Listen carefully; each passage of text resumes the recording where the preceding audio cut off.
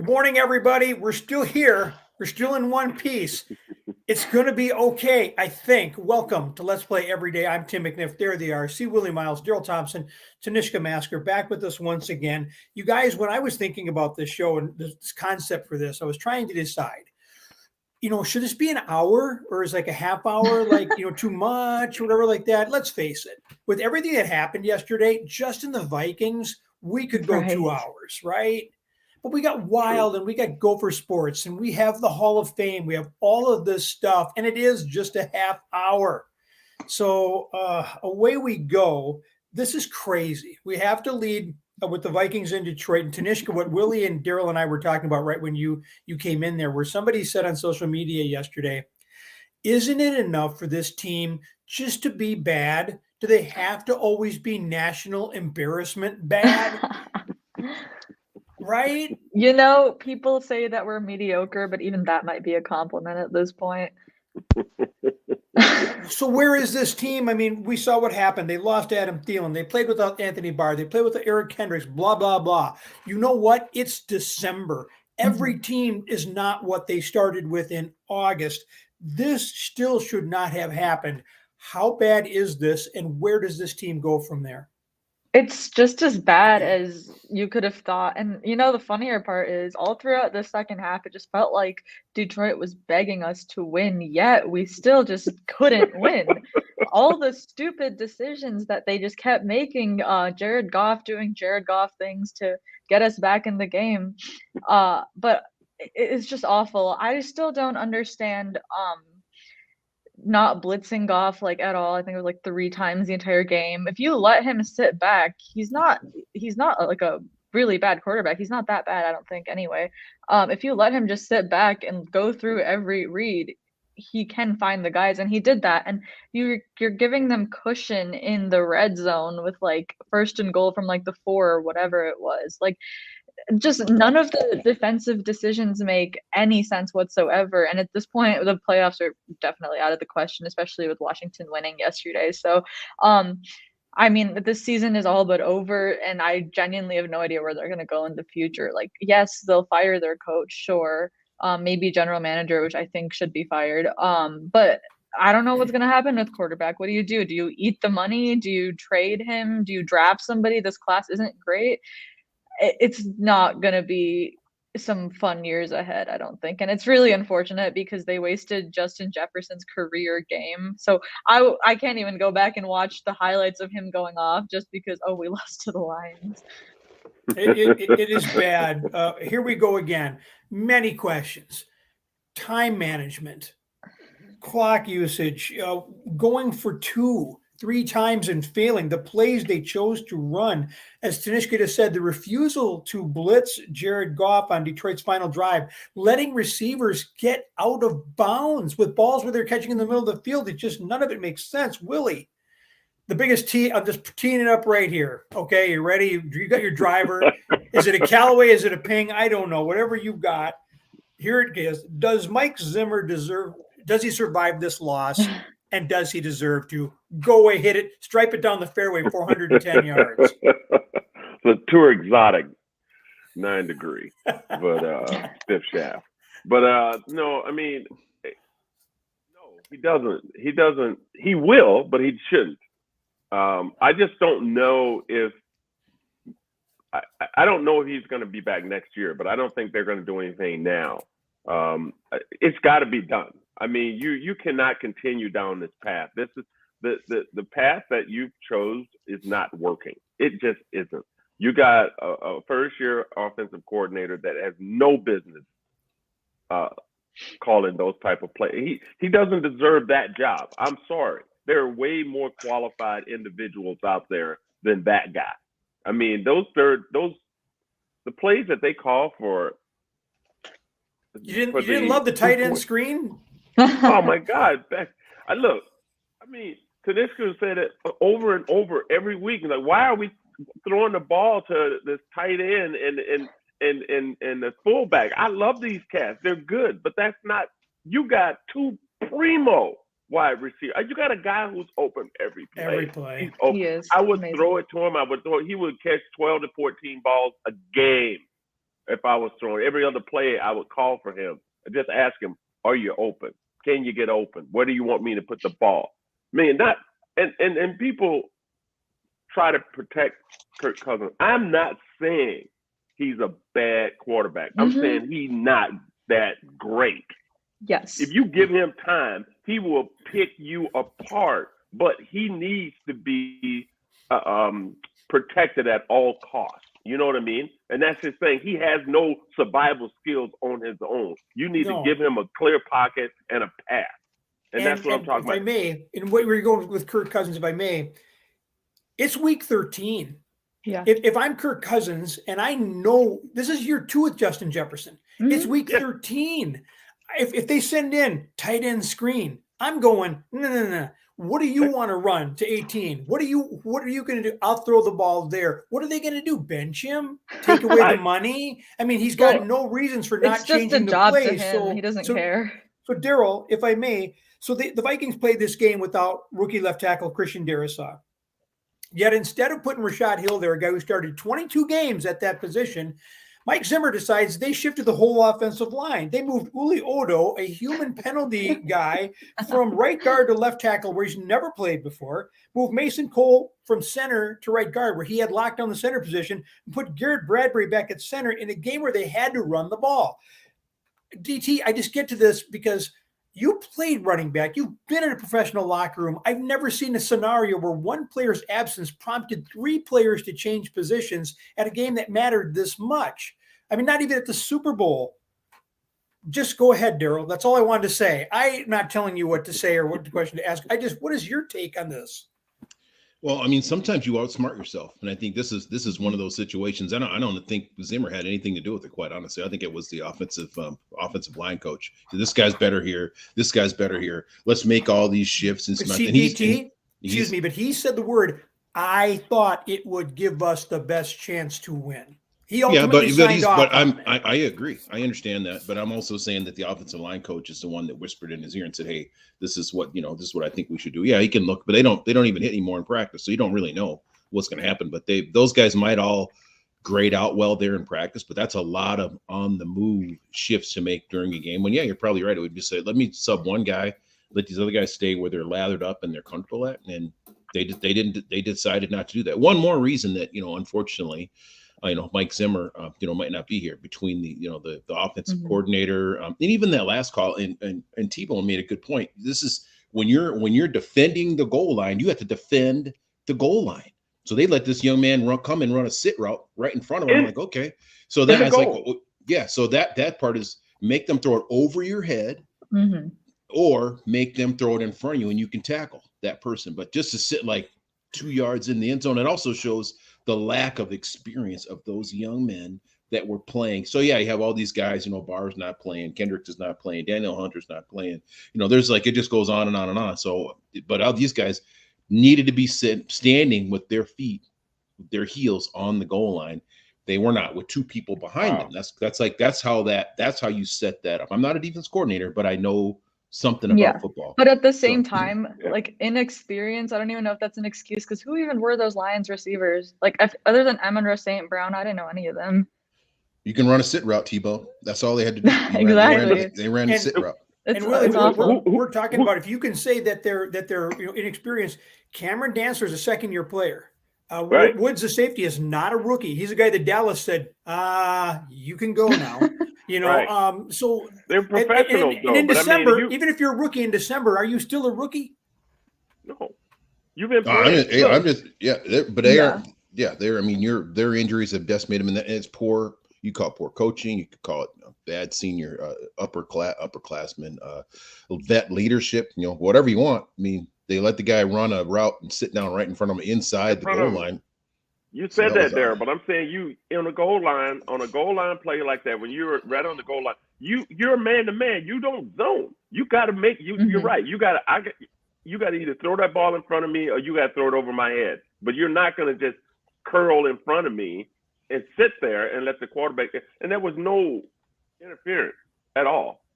That's what they're trying to avoid. I mean, the zone, the the new rules favor offense so much. Yeah. So now, I mean, I can understand not being locked up a man, but I understand those guys being out of position and being, 3.5 or 4 yards in the end zone when they should have been on the goal line defending. Should have been there to blow that pass up, or it should have been like a interception, because he was locked in. Right. Look at with the zone. That's why you play zone, so you can look back in the eyes of the quarterback and make it, and maybe bring a little pressure. I mean, I don't know. Like we're saying, we don't know much Oh, you about have football. to.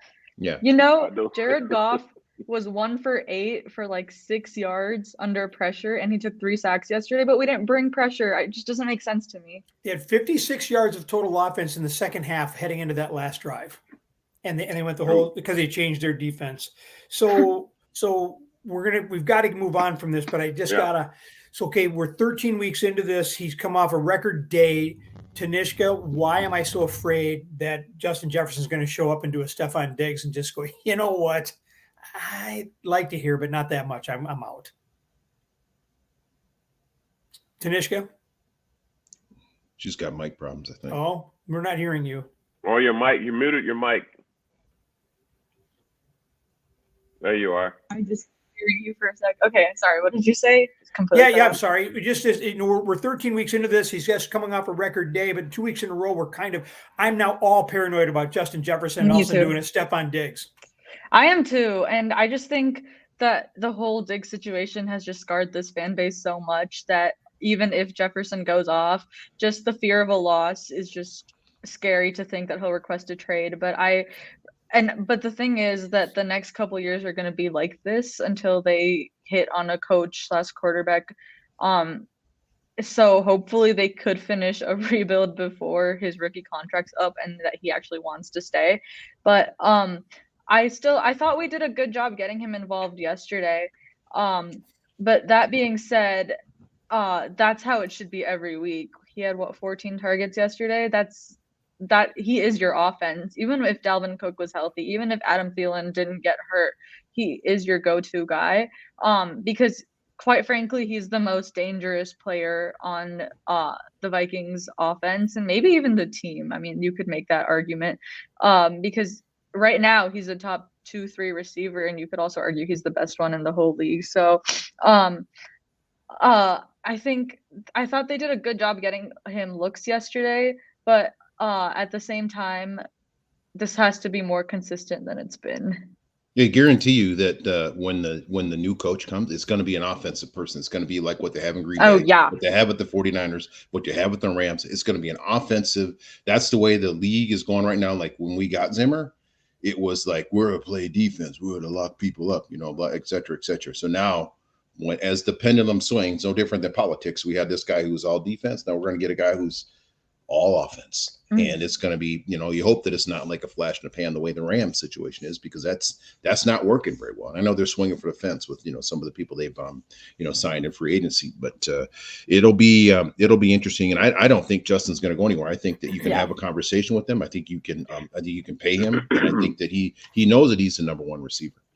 Mm-hmm. I certainly hope you're right. So they've got 3 days to get ready for Pittsburgh, 6-5-1 Thursday night. Oh, by the way, they're coached by a guy that we could have had as our head coach had we only recognized the fact that he was in our building and all the players loved him, and we had an incompetent coach in Brad Childress and going, why don't you go get on the plane and go talk to Pittsburgh and you become our new head coach?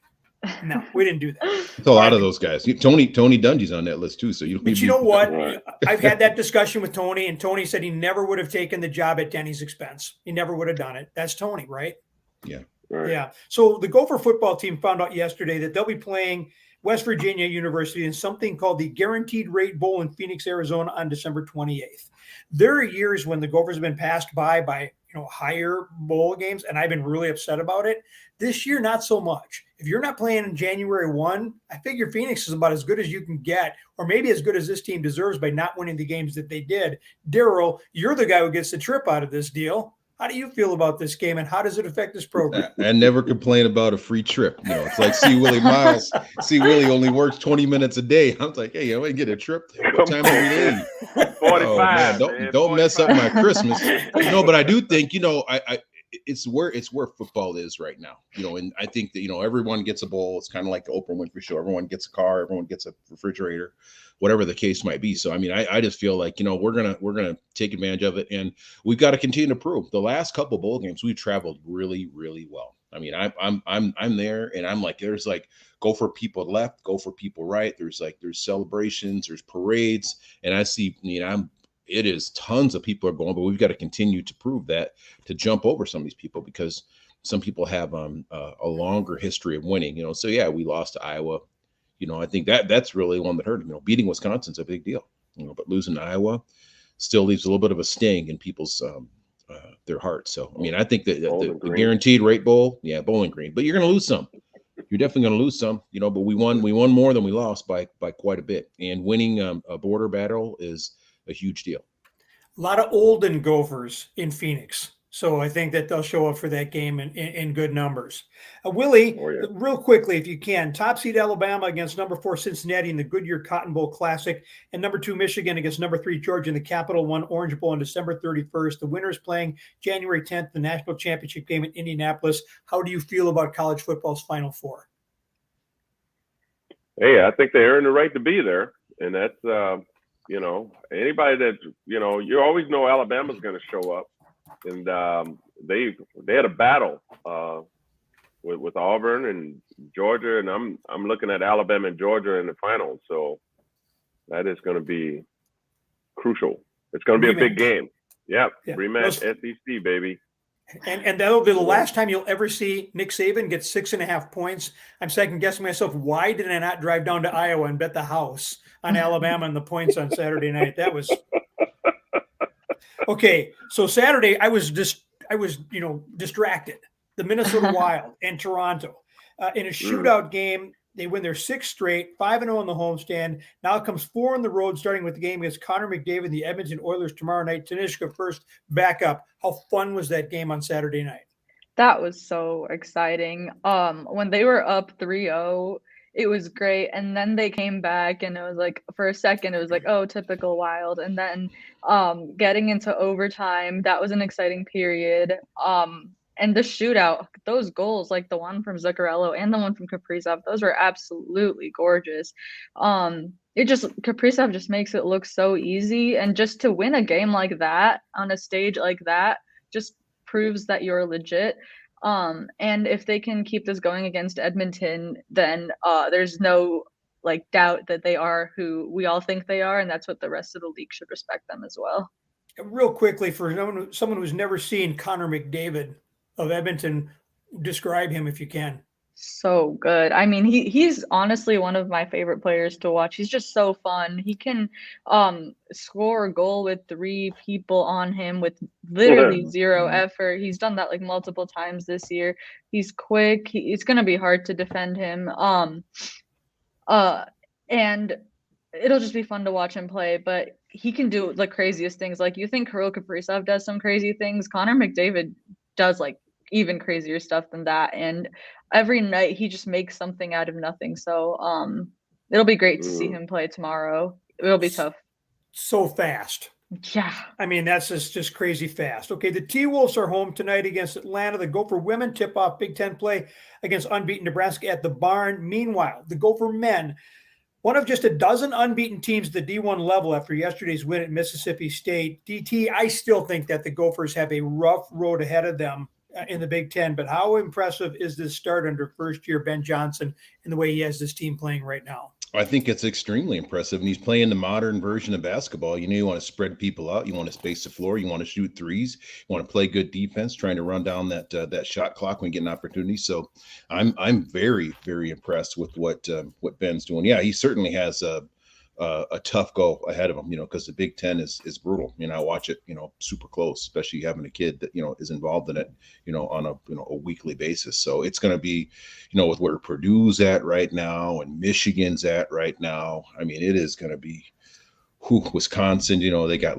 guys that have been there 12 years or something like that. So, I mean, it's just it's going to be a challenge, but I really, Ben gives himself a chance. I mean, he's like one of those really good AAU coaches. He's kind of well, I got these guys, he's got some shooters, and you can always, you got a shooter and he's got more than one, and you always got a chance. And he also gives us, I feel, just like watching his team plays with confidence. And I've talked on just going to say that everywhere else they play like, hey, so I don't care if you miss. I just want you to keep taking the shot. Eventually they're going to fall, or you know what? I'll find something. We're going to give someone else a chance. It's okay.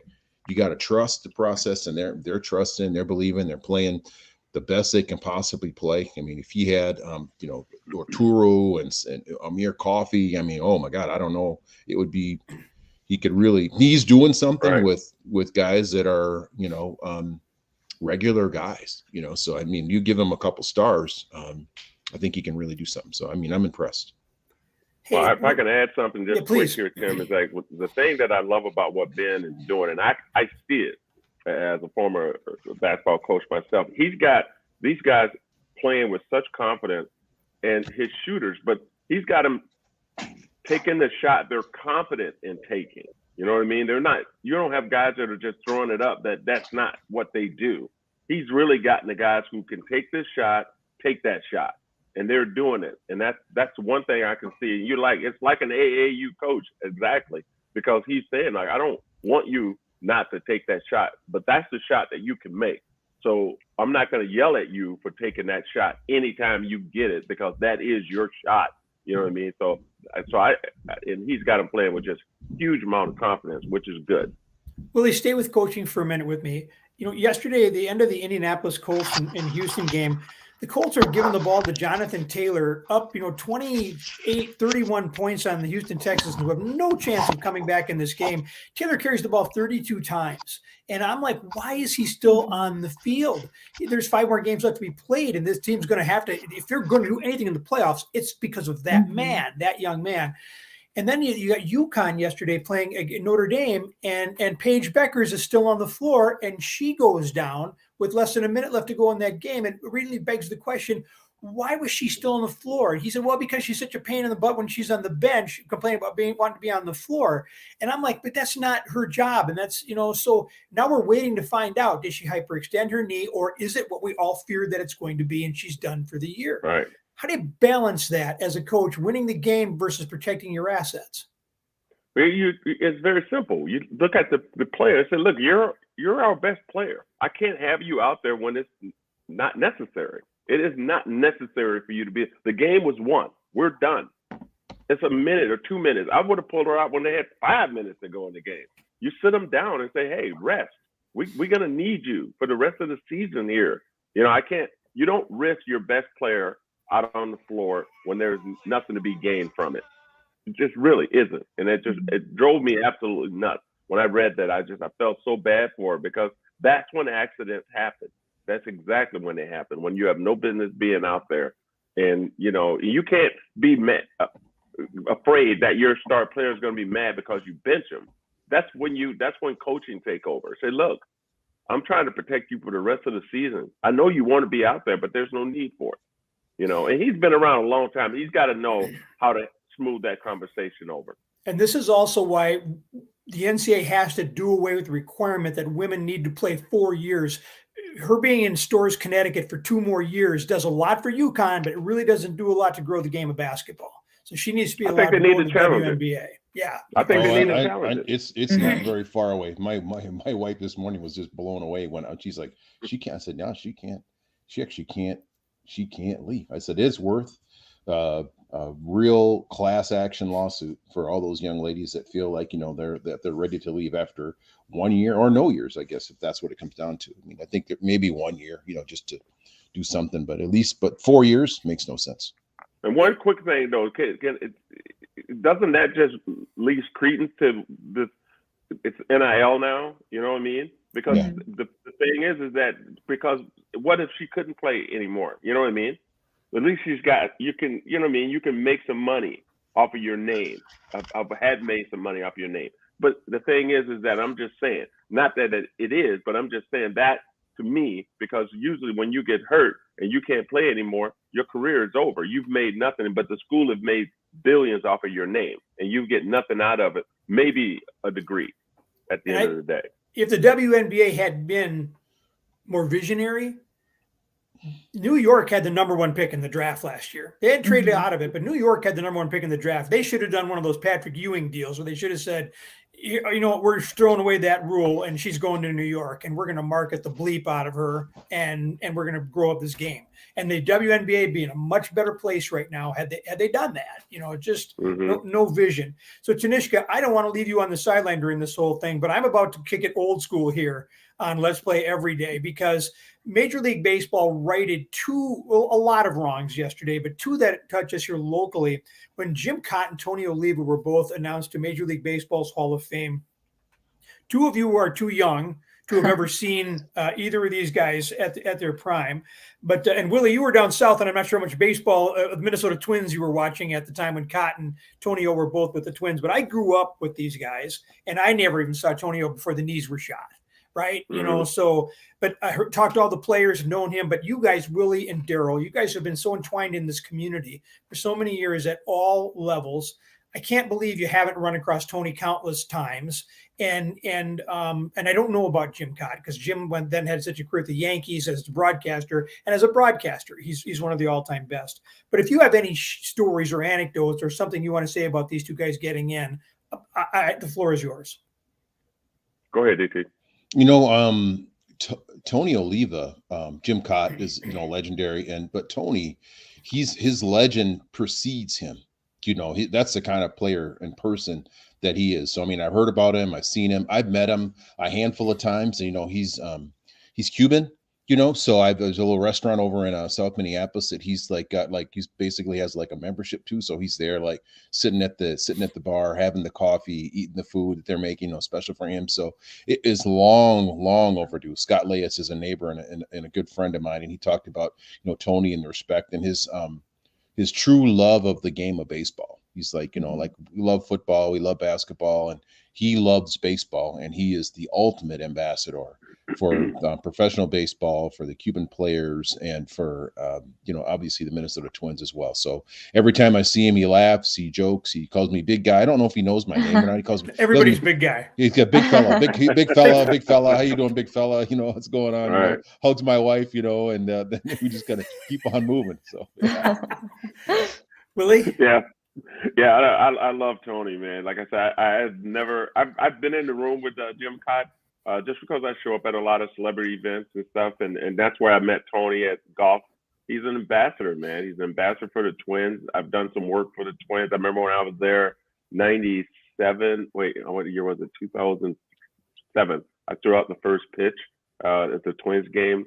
And you can catch it on YouTube. It was a strike. I mean, probably 88 miles an hour. I'm not sure. I mean, they didn't have the clock on it, but anyway, it was a strike. It's all on tape. But anyway, so I got to meet Tony Oliva, and that was our first time. And I've seen him almost every year since at different. I just golfed with him, not really golf with him because he was there as an ambassador, just riding around in the cart, shaking hands and stuff. But this past August 1st, and I literally said at that time, I said, sir, I have no idea why you're not in the Hall of Fame. Because I was a big fan of him and Rod Carew, you know, because those are the names that I've learned from being a kid in Alabama, growing up with Hank Aaron and Willi Myles and those guys and Cleon Jones. When they would all come back to Mobile, they would talk about these guys that I didn't, you know, had never heard their name until then. And when I came to Minnesota, lo and behold, they were both here. And I was like, well, this is who they were talking about.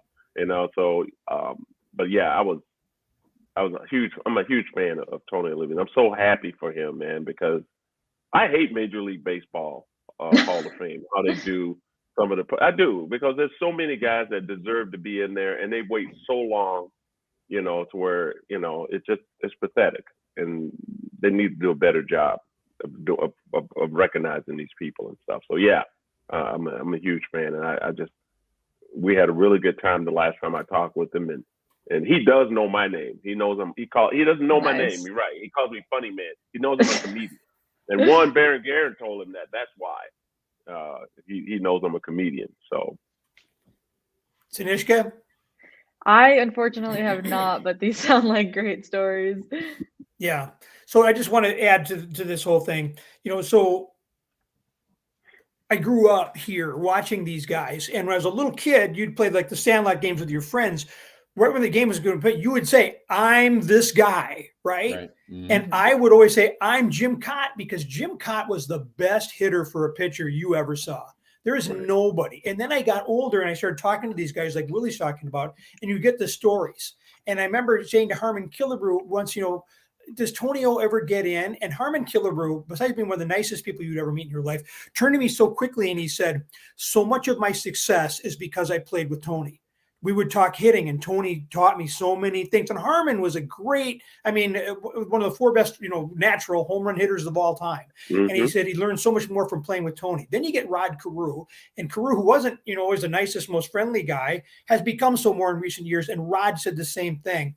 But being close to Jim Cott, he's 6'4". And Jim Cott is just not cut the way the rest of us are. Jim Cott could have played in the NFL. Jim Cott, I think, probably could have played 2-guard in the NBA, during his day. Jim Cott could have been on the PGA Tour. Jim Cott, if you ever see him with the golf club, it's ridiculous. It's just like 16 gold gloves. Who plays a major league career for 25 years? And like what Willie said, how is he not in the Hall of Fame before now? Crazy. Tony's best days were cut short by the knees, but as you can tell by my getting worked up about this, so happy that these guys finally got the call, because it was just so wrong. And Tony, 5 times led the American League in hits, 3-time silver bats, and he would have been more if the knees would have just allowed him to do that. I never thought the man would live to see this day. So happy for that. That's awesome. Yeah, so happy for that. Very, very wrongs righted. Okay, you guys, I don't think we can fix the Vikings before Thursday. Nope. We're out of time here today. Hey, you know what happens when you're backed in the corner? You know what? They'll come out. They'll come out and play on Thursday. If they win on Thursday, oh God. You guys. Oh, I thought you said when you're back in the corner, what do you do? Pee down your leg? I don't know. It depends on who's got you back in the corner. No, they'll come out fighting. That's one thing about Zimmer. Yeah. They'll come out fighting. If they don't start fast on Thursday night, that crowd is going to go so I'm excited for that. far south so fast. It's going to be on national television. Talk about a national embarrassment. If that game goes badly, the Wilfs may be guilted or embarrassed into making a decision. And I'm not saying that either of these 2 men should remain. I'm not calling for anybody's job. That's never a good thing. But there's nobody to take over this team right now. That's the unfortunate part. There's but 3 of our nobody here to take final over this 5 team are right in now. prime time. They both There's have to nobody finish the running it. season. Yeah. There's nobody running it right now either, Tim. So what's the difference?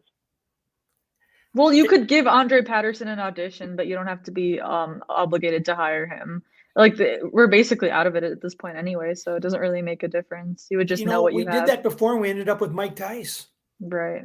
That's not a good recipe. It's not a good he's strategy. a defensive guy too, though. They're looking for. everyone's looking for offense right now, and I think Right. it's always. That's where the game's going. So you're going to get some, a B-enemy or somebody, Just hire Joe Brady for 5 weeks.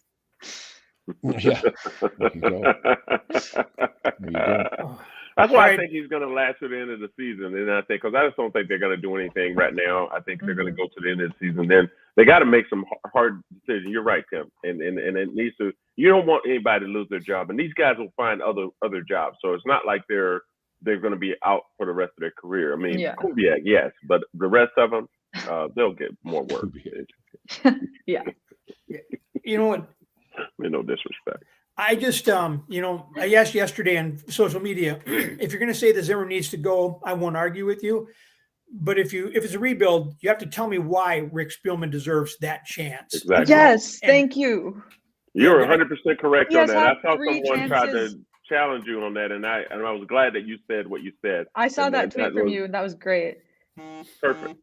Yeah, so I've gotten hundreds of responses, to that. Most of them along the same lines, and I know that Viking fans are frustrated, and I know that this is painful. It's been a really brutal season. You think about that 13 games, and all but 1 have come down to the last minute of the game or gone overtime. We've never been through the ringer like this before, and wow, I got nothing. Same. You were 100% correct. You were 100% correct. And someone, the response that you get, that, you're a passionate fan. Everybody knows that. And if they don't, they just haven't been paying attention. And just because I think Tanisha, you might have posted this. Just because we're mad doesn't mean that we don't support you. Yeah. It's just that we want a better product to come Mhm. out on the field and represent. You know, you guys are being paid. You're professionals. Act like it. You're playing a professional team, but you on paper are better than this team. You just per man, you're better than this team, and you went out there and you just wet your legs. That's what you did. I mean, and there was no need for that. You know, it's almost like you just. And my theory on this whole line shakeup is like it doesn't matter because we're playing the Lions. We're playing the Lions. We're going to win this game anyway, and that's how they. You know, you wind up putting people in positions that they can't succeed in. You know, and so I don't blame the players so much or that offensive line. You just asked me to do something this week that I've never done before. You know. And they had been running the ball okay, and Madison had showed before that he's very capable filling in that role. Why you would reshuffle the line when you need to possess the ball, you need to work the clock, you need to run the ball, and your team feels good about themselves. I mean, DT, when your offensive line's dominating somebody and you're controlling the ball on the ground, that is the essence of football. You're physically dominating your opponent. Mm-hmm. Am I wrong? No, you want to run the ball. I mean, you have to run the ball. I mean, that's part of the reason Alabama has so much success. They have a great offensive line, and they pound the ball. They pound the ball. They pound the ball. Then they take shots. I mean, shots are always easier if you've already been hit in the body, 35 times. Then I take one swing at the head. Then the guy's like, "Oh, my hand's not even near my head." You know, so take it to the body, drops the hand. You know, you got to protect the body, and all of a sudden, head's wide open. You know. Is that why I lost so many fights, Willie? I needed you 50 years ago. Yeah. Keep doing those jackknife sit-ups, Tim. You got them. You're good to go. I just thought I just had a face that people love to punch. I just didn't, I didn't know there was a strategy. So there it was, man. Go to the body and bring them hands down. Then all of a sudden that head is just punching bag at that point. Well, I'm just going to close with this. If I'm the Vikings right now, I'm calling two people and asking about my next job. I'm calling New England and I'm talking to Bill Belichick, and I'm calling Alabama and I'm talking to Nick Saban. And I say, I want a list of names. I want, who would you hire? Who should be there? It may not be the guy, but those are the first two, not the last two calls, but the first two calls I make, because they know something about winning. And maybe they don't do it the right way ethically. I don't care. I want to Super Bowl. I just want to win. I don't care anymore. They're fine. What's wrong with the way they're doing it? It's been done. It's been done since the beginning of time. It's like that's the deal. So Belichick wins and Saban wins. Saban can coach, he can recruit, and he has hard conversations. He's like, It's like when Diggs' brother, he's like, oh man, I'm gonna move you to defensive back. He said he goes, that's actually the best thing for you. Now he's like he's all defensive back all the way to the bank. One of the top 5 defensive backs in the NFL. That's exactly. That's how it works, man. I just hope they don't just throw my name in the bucket, because I'm not looking to work more than 45 minutes a night. I turned down so many. I turned down the Timberwolves, the Lakers. I just can't have these people just tossing my name out here, because I ain't looking to go back to the film and all that kind of stuff. I mean, that's just I feel like they got somebody there who's spending 45 minutes a day, because it doesn't seem like the results are much better than that.